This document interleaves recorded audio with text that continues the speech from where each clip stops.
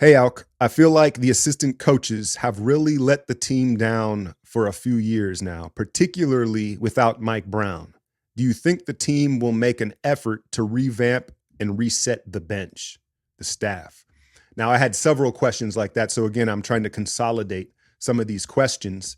And I've spoken about it in recently. We've been complaining in the patron breakdowns about the video dude who decides that sits behind the bench with the iPad and decides if they're going to challenge or not, right? Because I know y'all have seen it, right?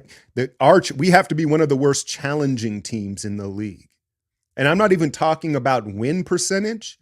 I'm talking about logically when it's time to challenge, right? And it's like, yo, probably should have kept that fourth foul off Kuminga, right? But then you'll challenge an out of bounds on Steph that's meaningless in a 20-point game. And I'm just giving an example, right? But I've been complaining about that for a while. And someone brought it to my attention that the dude that is in charge of that is the same little dweeb that was coaching Summer League this year. And I didn't like what they did in Summer League. If you go back to my Summer League takes and watching those games, I was like, I don't like what they're doing here. And it just doesn't, who is this guy?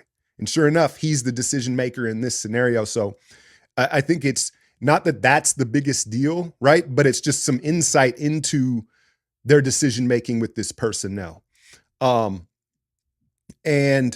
I think that Kenny Atkinson, I think it's a difficult scenario when you're a head coach guy, because Kenny, right, he was in Brooklyn, and I know he's been on other benches, but it's like in the NFL, right, where sometimes a coordinator is a great coordinator, but not a great head coach.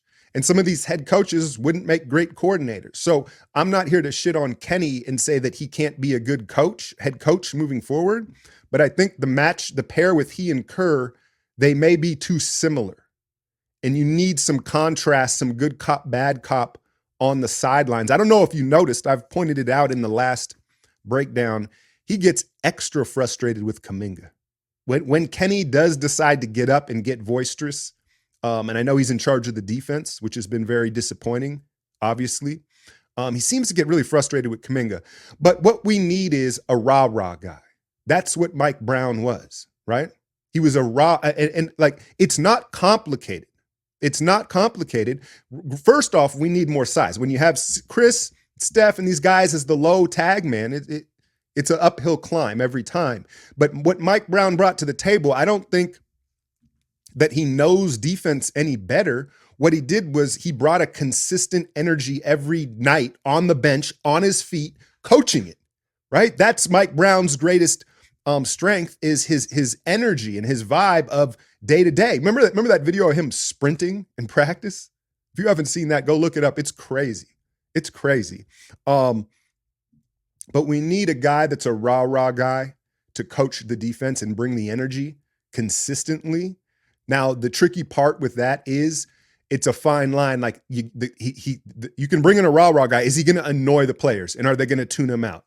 And that's what Mike Brown's ability was, to do it, and they still messed with him, right? They still liked him, and he could still do it every day. So, yeah, I hope they do revamp it. And again, some of the decision-making has been questionable. They need a rah-rah defensive-minded guy. He hasn't got to be a rocket science. He's got to have rocket scientist. He's got to have a consistent, his baseline of energy every day has to be high.